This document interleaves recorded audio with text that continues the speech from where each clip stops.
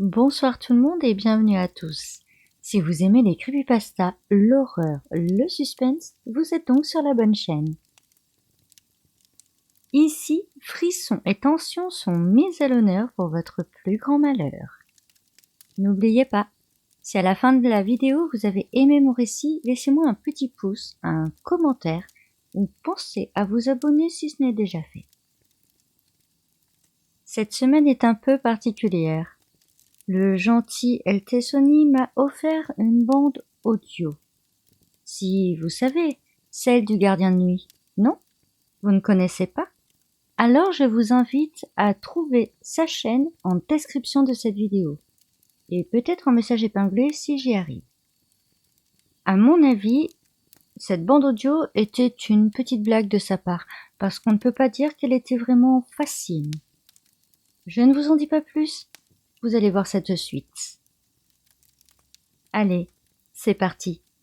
Installez-vous avec moi auprès du feu. Prenez un cookie, un bon plaid et découvrons ensemble cette nouvelle histoire maléfique.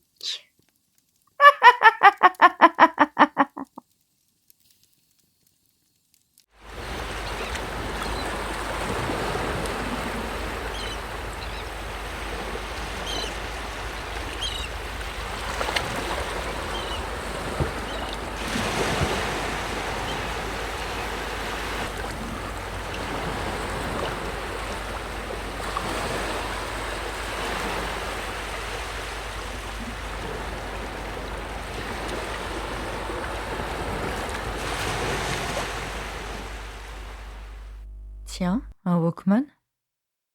Comment est-ce qu'il s'est retrouvé là? D'une main diaphane, Anaïs récupère le vieil objet échoué sur la plage.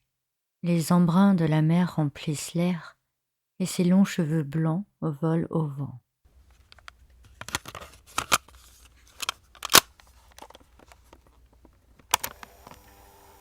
Bonjour à toi mon successeur ou successeuse, et bienvenue sur ton nouveau poste de travail.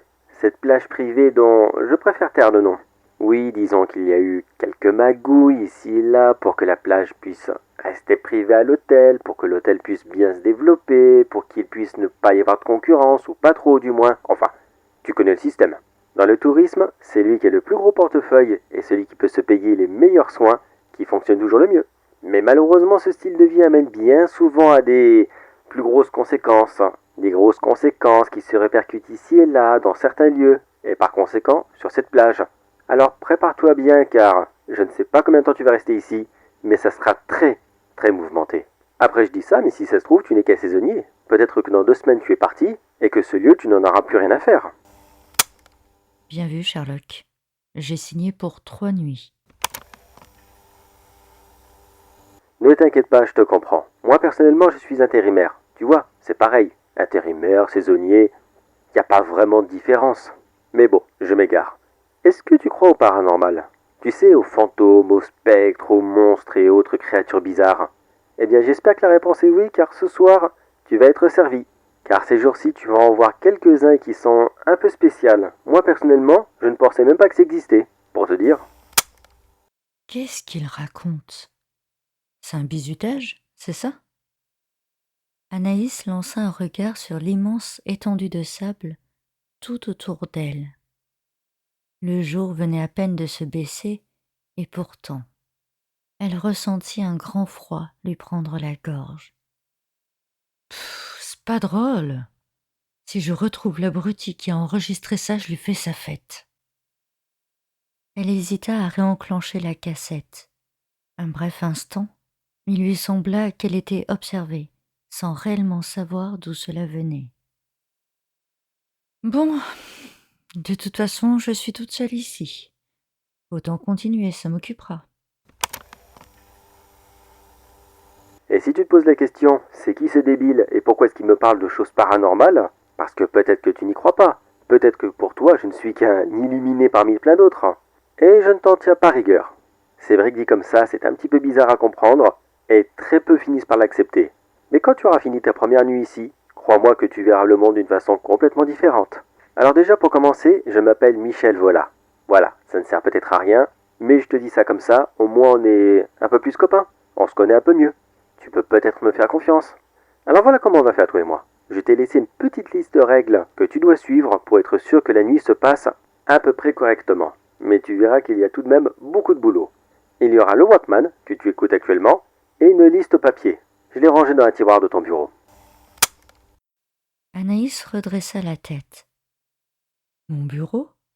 Mais qu'est-ce qu'il me raconte, Michel? J'ai trouvé ce Walkman sur le sol. Et dans le bureau de surveillance, il n'y a rien d'autre qu'un monitoring de surveillance. Pas de bureau à proprement parler. Juste une chaise et un casier avec le badge, une lampe torche et une arme de service déjà chargée et prête à l'emploi. Mais il date de quand, cet enregistrement? C'est quoi ce délire?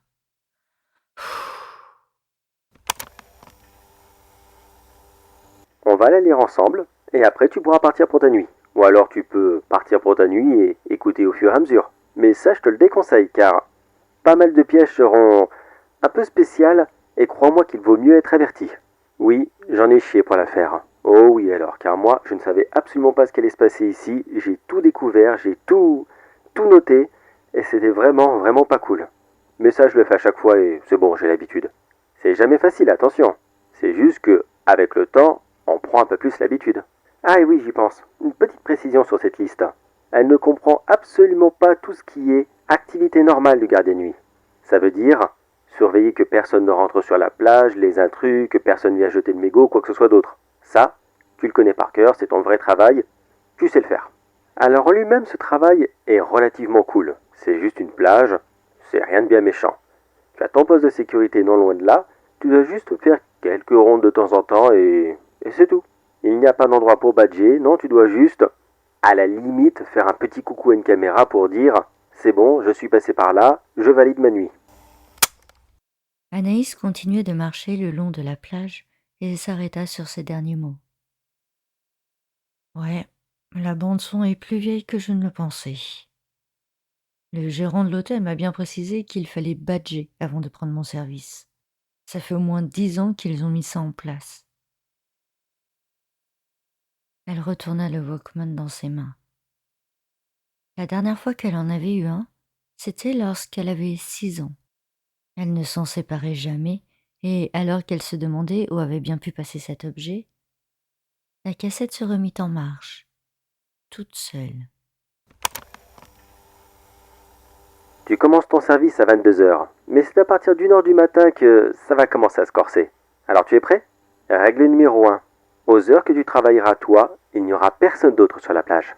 Tu m'as compris? Personne.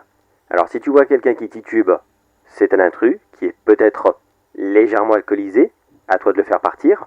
Crois-moi que ça arrive bien plus souvent qu'on veut le croire. Beaucoup plus même. Mais par contre, si cette personne porte le même uniforme que toi, c'est-à-dire l'uniforme de l'hôtel, eh bien sache que c'est un ancien employé qui vient régulièrement ici car il ne veut pas perdre son travail. Mais celui-ci l'a perdu depuis très longtemps. C'était un saisonnier autrefois. Le pauvre bougre avait vraiment cru qu'après les saisons, il serait embauché en CDI. Ils lui ont fait croire, ils l'ont fait marronner. Plusieurs fois, ils l'ont fait venir en mode « Mais si, viens cette année, c'est promis, après t'auras ton CDI ». Et au final, non, il ne l'a jamais eu. Le dernier jour de sa vie, il l'a passé à essayer de noyer son chagrin dans l'alcool. Et finalement, il est mort de coma éthylique. Alors non, n'essaye pas de le chasser, ça ne sert strictement à rien. C'est son fantôme. Il revient ici très souvent pour essayer de gagner sa place. C'est la seule chose qu'il a toujours voulu. Avoir un CDI dans cette saloperie d'hôtel qui pue la corruption. J'en reviendrai après. Alors si tu vois cet employé fantôme, et je ne parle pas de CyberGhost VPN, tu ne pourras pas faire grand-chose. Car quand celui-ci te verra, il va se sauver. Oui, il va s'enfuir. Car il sait qu'il n'est plus membre de l'hôtel. Après, est-ce qu'il sait qu'il est mort, ça, je sais pas du tout. Mais il va systématiquement préférer s'enfuir plutôt qu'avoir des problèmes avec toi. Alors, oui, tu peux essayer de lui courir après, oui, tu peux essayer de lui dire à voix haute « Non mon gars, c'est bon, reste ici, je te veux pas de mal ». Mais il écoute pas, vraiment, il écoute pas du tout. Après, on n'est pas très loin de l'Espagne. Peut-être qu'il était espagnol et qu'il parlait pas un mot de français, je ne sais pas. Si tu hablas espagnol, oui, c'est la seule chose que je sais dire, eh bien, essaie de communiquer avec lui, on ne sait jamais. Peut-être que tu arriveras à tirer quelque chose. Peut-être. Mais n'oublie pas, il n'est absolument pas méchant, tu n'as pas à avoir peur de lui.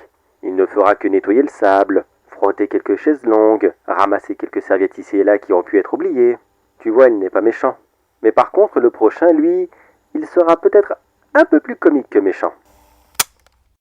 Ok, donc il y a peut-être ou peut-être pas un fantôme d'un ancien employé. Et si je le vois, il va fuir. Mais si je suis sa logique au Michel, je peux peut-être ou peut-être pas lui parler.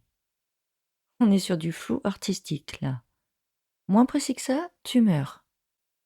Dans les ressacs de la mer, Anaïs capta un bruit.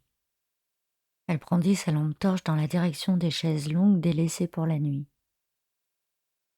Hé Eh oh Y a quelqu'un? Une ombre se redressa et sembla quitter les lieux avec tranquillité. La jeune femme accéléra le pas. Vous n'avez rien à faire là? Oh, vous m'entendez? Putain, c'est stupide, pensa-t-elle en se remémorant les derniers mots de l'ancien gardien de nuit. Hola? ¿Hablas espagnol? No tienes nada que hacer aquí. ¿Me oyes? Mi nombre es Anaïs y soy vigilante nocturno. ¿Quién eres? L'ombre sembla hésiter.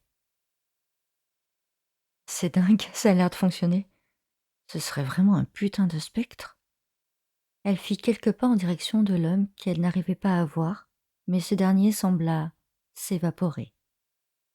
Elle stoppa net. C'est quoi ce délire? Anaïs commença à trembler et la fraîcheur de la nuit n'y était pour rien. Il lui sembla que la peur entrait directement dans son cœur et que les palpitations de ses artères se faisaient bien trop rapides. Elle déposa les yeux sur le Walkman qu'elle tenait toujours en main. Il faut que j'en aie le cœur net. Mais par contre, le prochain, lui, il sera peut-être un peu plus comique que méchant. Règle numéro 2, essaie de ne pas rire. Vraiment, essaie de ne pas rire. Car il est possible que durant ta soirée, oui par contre précision, tout ce que tu vois là, l'employé, celui que je vais t'évoquer dans quelques minutes, et d'autres encore, ne viennent pas tous les soirs. Ils ne sont pas réglés comme une horloge. Parfois il y en a que tu verras plus souvent, des fois moins souvent, il y en a qui n'apparaîtront pas pendant au moins 1 ou 2 semaines, et si ça se trouve, tu en verras peut-être que moi je n'ai pas vu. Alors pourrais-tu mettre la liste à jour s'il te plaît si ça arrive? Je te remercie d'avance. Oui, règle numéro 2. Alors, comment t'expliquer ça? C'était il y a 5 ou 6 ans, il me semble, enfin de ce qu'on m'a dit. C'était un touriste qui était un petit peu soit bien pompette ou soit un petit peu ailleurs, hein, avec de la petite poudre blanche. Et il est possible que cet abruti, je dis pas possible, que cet abruti ait voulu s'allonger sur la plage alors que c'est parfaitement interdit, cette plage est privée, et il n'était absolument pas client de l'hôtel, mais cet abruti, vraiment un vrai abruti, hein, tu verras, il a voulu bien s'installer sur la plage, mais même en pleine nuit, il s'est dit tiens, un parasol, ça serait le top du top. Pourquoi faire un parasol en pleine nuit, j'en ai aucune idée, mais passons. Alors cet ahuri a pris le parasol, il a voulu le planter de toutes ses forces dans le sable, mais il se l'est planté dans le pied, oui ça doit faire extrêmement mal. Puis le parasol s'est refermé sur lui-même, et vu que cette personne n'était vraiment, mais vraiment pas capable de pouvoir sortir de ce piège mortel, aussi bien mortel en haut qu'en bas, et du coup, eh bien, il est mort d'hémorragie sur la plage. Voilà. Il s'est vidé de son sang avec sa blessure sur le pied, et il est mort comme ça. Et comme la mort visiblement n'était pas assez méchante pour lui, eh bien il faut que cet abruti revienne de temps en temps, en fantôme, coincé dans son parasol, à appeler à l'aide. Alors oui, tu pourras le voir de temps en temps, coincé dans son parasol, en train de se débattre et en hurlant « À l'aide, à l'aide !» C'est à mourir de rire. Non, sérieusement, c'est tellement, mais tellement débile de voir une personne adulte, encore un enfant qui se coince dans un parasol, je veux bien, mais un adulte quand même. Alors tu verras ce grand con coincé comme ça en mode « Au secours, au secours, au secours !» Et c'est vraiment de ne pas rire. Car de toute façon, tu peux rien faire. C'est un fantôme. Si tu essayes de le manipuler, il va disparaître. Mais alors, honnêtement, c'est à mourir de rire. Alors essaye de te retenir un petit peu. Au moins tout petit peu. Je suis désolé, rien que d'y repenser, ça me... oh, ça me flingue à chaque fois. À chaque fois que je repense à cette tête d'idiot qui coinçait dedans, ça me... Ouf. Eh ben, quand j'ai un coup de cafard, je repense à lui, et ça va tout de suite mieux. Excuse-moi, c'est méchant. Je sais, il est mort, c'est pas beau de se moquer de quelqu'un qui est mort, mais tout de même, un parasol, merde.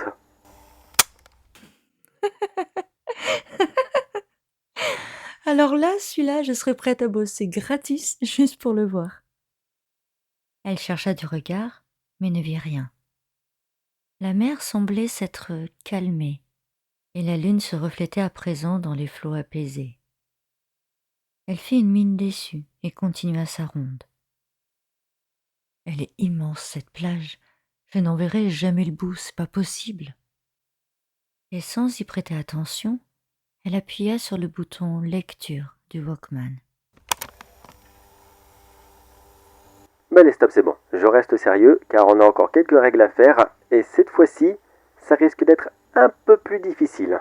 Règle numéro 3, et peut-être la plus difficile pour toi. Ça va dépendre de si tu es un homme ou une dame. Et ne me dis pas que tu es non-binaire, car crois-moi que ça ne changera strictement rien. Car cette fois-ci, c'est bien plus puissant que tes opinions personnelles, même si tu as le droit d'être ce que tu veux. Cela n'empêche pas. Mais tu vas comprendre pourquoi être non-binaire, ça ne changera strictement rien. Règle numéro 3, n'écoute pas les chants. Mais non, pas les chants agricoles, les chants la la la, tu vois, un chant mélodieux. Car oui, malheureusement sur cette plage, et je ne sais vraiment, mais vraiment pas ce qu'elle fout là, il arrive de temps en temps qu'une sirène débarque et qu'elle essaye d'attraper le nouveau gardien de nuit. Tu comprends maintenant ce que je veux dire? Les dames sont beaucoup moins attirées par leur chant. Disons que celui-ci a un effet hypnotique qui travaille principalement sur le chromosome Y. Alors oui, elle peut aussi attirer quelques dames, mais c'est assez rare. Et d'ailleurs, je me pose la question, est-ce qu'une dame qui aime les dames sera plus facilement attirée par le chant d'une sirène, ou est-ce que cela ne change rien? Oh tiens, intriguant comme question. Pourtant, c'est une vraie question et très intéressante. Bien écoute, je sais pas, faudra que je fasse des recherches. Alors mon cher successeur, si tu es une dame, bon, ça devrait bien passer. Essaye de ne pas trop l'approcher et tout ira bien. Mais si tu es un homme, eh bien, mets-toi des protections dans l'oreille. Essaye de ne pas porter attention à elle. Essaye de ne pas la regarder. Oui, t'inquiète pas, au bout d'un moment, elle va partir. Elle se lasse très vite. Tiens, tu entends? Elle est revenue. Eh ben, depuis le temps, elle est vraiment insistante. J'ai déjà connu des tiques qui étaient beaucoup moins accrochées qu'elle. Bon, excuse-moi une seconde. La gueule! Oh, ça le pète. Ben voilà, elle est partie vexée. Bah tant pis, je m'en fous. Et si tu te poses la question comment moi je fais pour résister, disons que c'est l'habitude. Si, ça a de l'effet sur moi, évidemment. Je te mentirais si je te dirais que non, je suis un surhomme et plus rien de matin. Non, c'est juste une question d'habitude. À force d'entendre des monstres, des banshees ou autre chose comme ça en train de chanter, à force, t'en as entendu un, tu les as tous entendus. Par contre, un petit conseil, si tu veux dormir le soir, ne la regarde pas. Si pour toi une sirène c'est Ariel, oh non, bien au contraire. Là on est plus proche des monstres marins de Bob l'éponge plutôt qu'une vraie sirène. Une peau tout écaillée, bleu foncé, des immenses nageoires dégueulasses, très peu de cheveux, une immense mâchoire immonde remplie de dents et deux gros yeux globuleux tout blancs. Ouais, un véritable tue-l'amour, ça c'est sûr. Mais je pense qu'elle m'en veut un petit peu justement de ne pas répondre à ses charmes. Et ben pourtant, je suis la preuve que certains hommes savent dire non. Bon allez, une note un peu moins méchante. Ok, donc je ne me retourne pas. Quoi qu'il se passe, je ne me retourne pas vers la mer. Je suis une femme, hétéro, fiancée. La sirène ne peut pas avoir d'effet sur moi. Je ne me retourne pas. La curiosité se faisait forte pour Anaïs, et les deux énormes monstres semblaient vouloir jouer. Cependant, ces derniers restaient muets devant l'ignorance de la femme. Les sirènes restèrent encore quelques minutes, mais finirent par se lasser de ne pas pouvoir se délecter de chair fraîche en ce mois de septembre. Elles repartirent donc vers les abysses, laissant la mer se déchaîner de nouveau.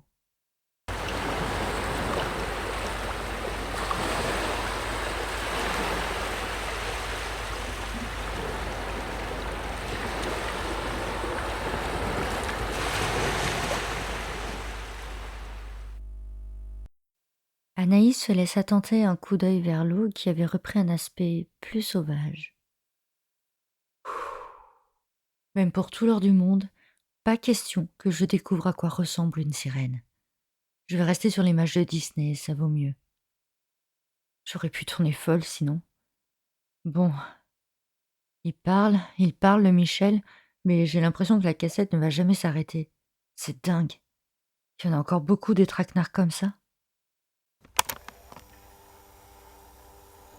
Règle numéro 4. Il est possible que tu vois un petit groupe d'enfants, 3 ou 4 grand maximum, en train de se promener tranquillement sur la plage. Eux non plus, ça ne sert à rien d'aller les voir. Si tu les observes, tu verras qu'ils seront tranquillement en train de se promener, puis ils vont vouloir ramasser quelque chose et ils vont tomber lourdement par terre. Alors règle numéro 4, sois fort. Sois vraiment très très fort, car voir ces enfants tomber dans l'eau et se noyer, mais tomber à pic dans l'eau, comme une planche que tu mettrais debout et que tu laisserais tomber sur le sol. Oui, malheureusement, ces enfants, il me semble qu'ils étaient frères et sœurs, je crois, je ne suis pas sûr, ont ramassé des méduses et les piqûres les ont tués. Enfin non, ce ne sont pas les piqûres qui les ont tués. Ça les a paralysés et ils sont tombés à l'eau. Personne ne les surveillait et ils se sont simplement noyés. Le pire, c'est qu'ils n'ont même pas été entraînés par le large ou quoi que ce soit dans le genre. Non, pas du tout. Ils sont restés sur la plage et la marée montante a fait le travail. Essaye de t'imaginer l'angoisse que ces enfants ont dû vivre. Les derniers instants de leur vie, c'était paralysés, allongés sur la plage, à voir l'eau monter de plus en plus, jusqu'à chatouiller leur visage et qu'ils ne puissent plus respirer, sans pouvoir bouger, sans pouvoir appeler à l'aide. Je pense que le mot angoisse a trouvé sa définition parfaite avec cette situation. Voir la mort arriver sans rien pouvoir faire. Tu crois qu'ils ont dû croire que leurs parents allaient les secourir jusqu'à la dernière seconde? Qu'ils ont dû garder cette petite lueur d'espoir que quelqu'un vienne les sauver? Si tu te poses la question et que tu t'en sur le courage, eh bien, va leur demander. Ils sont juste là. Mais je te préviens, je vais pas pouvoir te garantir si la réponse va te plaire ou pas. Alors tu fais comme tu veux. Anaïs Lévy. Des enfants tellement petits, tellement innocents. Et pourtant, elle savait que ce que lui avait expliqué l'ancien gardien allait fatalement arriver. Elle décida de faire demi-tour, et tant pis si des humains bel et bien en vie furetaient sur le fond de la plage. Elle ne se sentait pas la force de continuer.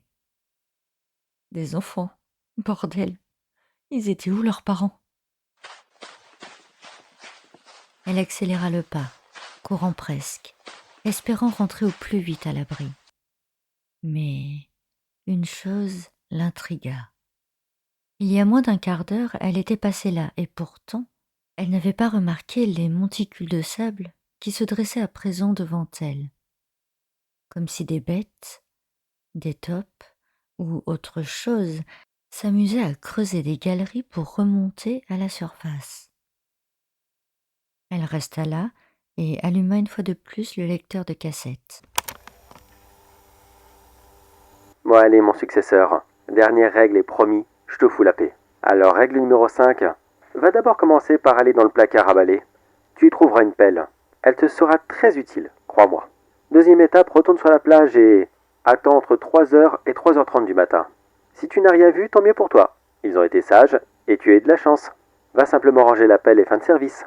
Par contre, si tu vois que le sable commence à bouger ici et là sur la plage, eh bien, prends la pelle en main et commence à frapper dessus.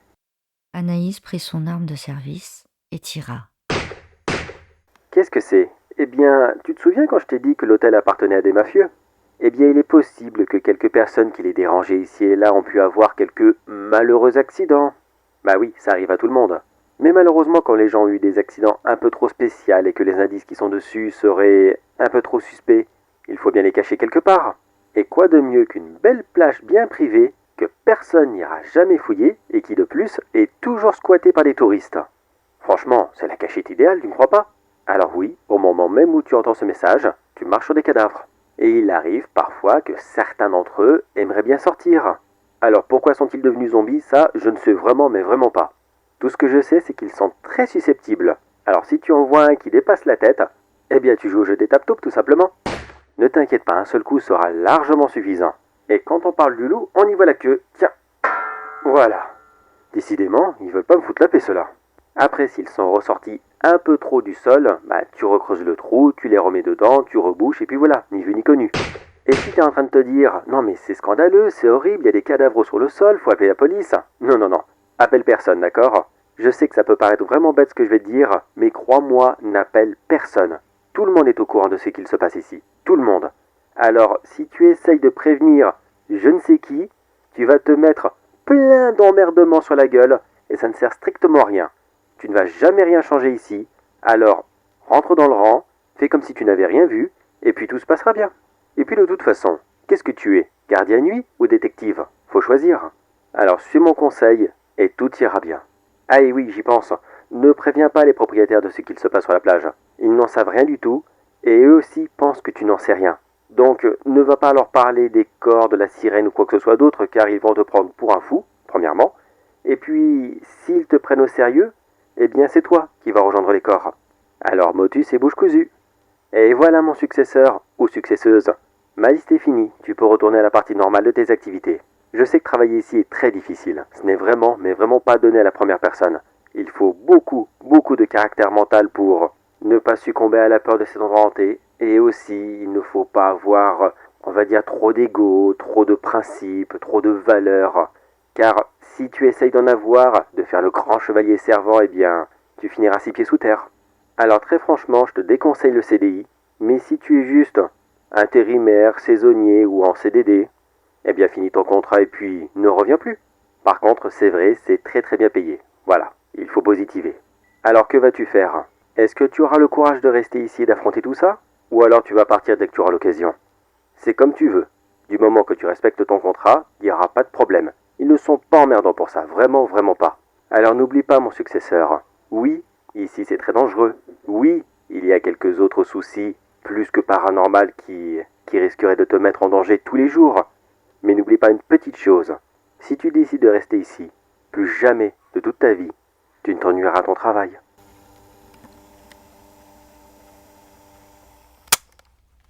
Anaïs baissa le bras. Elle était totalement essoufflée. J'en ai marre. Dès demain, je me barre. J'ai pas signé pour ça. Elle se mit à courir.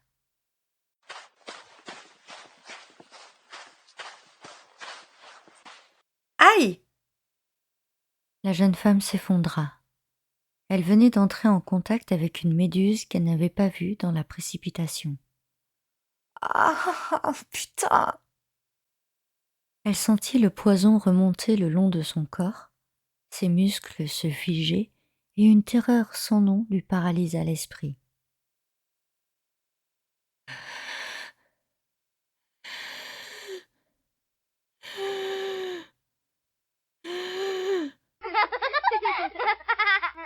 Une petite fille de 5 ans s'allongea à côté d'Anaïs. Coucou, toi aussi t'as joué avec le truc qui pique fort? La jeune femme, tétanisée par le poison, n'arrivait pas à tourner la tête. T'inquiète pas, ça va aller. Mon grand frère, il m'a dit, ça fait peur mais ça fait pas mal. Et il avait raison. J'ai pas eu mal. Une petite main glacée toucha le visage de la femme. J'ai pas eu mal parce que mon cœur il s'est arrêté quand la mère elle a touché mon visage. Une larme coula le long de la joue d'Anaïs. Si tu veux, je reste et après on pourra jouer toutes les deux, d'accord?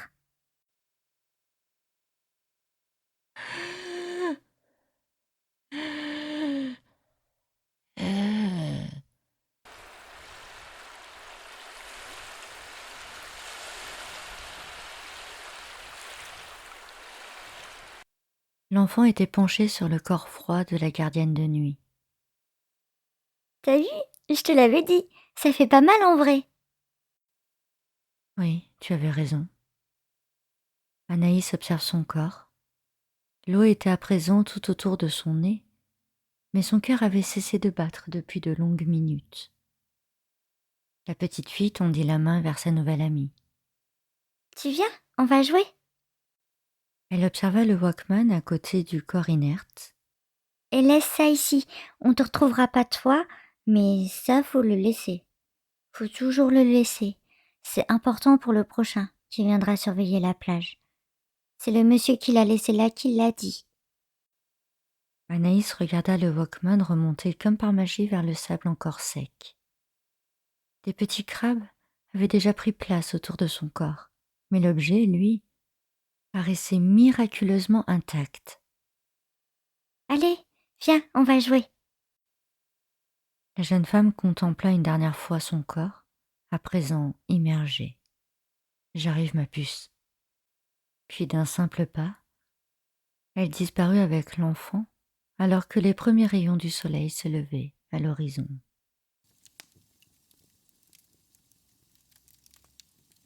J'espère que cette histoire vous a plu et que je n'ai pas trop dénaturé le gardien de nuit. J'ai fait de mon mieux, et comme vous avez pu l'entendre, j'ai dû parler espagnol. Et mon accent est vraiment rouillé. Merci Sony. Mais c'est fait un plaisir de travailler dessus. Vraiment. J'ai eu 1001 idées et je ne savais pas trop comment les construire. Donc là, je pense que j'ai fait un méli-mélo de tout ça et que ça a donné quelque chose de pas mal. Enfin ça, ce n'est que mon avis. N'hésitez pas à me dire en commentaire ce que vous en avez pensé. Sur ce, je vous laisse. Je vous souhaite une maléfique semaine et je vous retrouve dimanche prochain, même heure et même endroit, pour une histoire qui sera probablement maléfique.